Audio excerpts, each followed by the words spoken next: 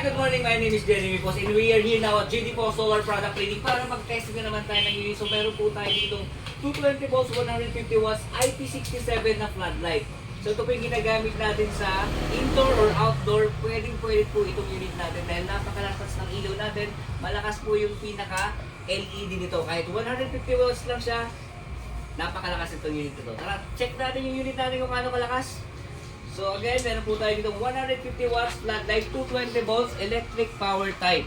So napakatipid ng sa kuryente nitong unit na to dahil 80% power savings na po to. So meron na po kayo ilang percent para dito sa unit na to para magkonsumo ng kuryente. So sa lahat po ng interesado, ini-invite ko po lahat ng barangay chairman, LGU project, barangay Kagawad na may project po ng ilaw para sa inyong mga barangay o sa inyong natatakupan.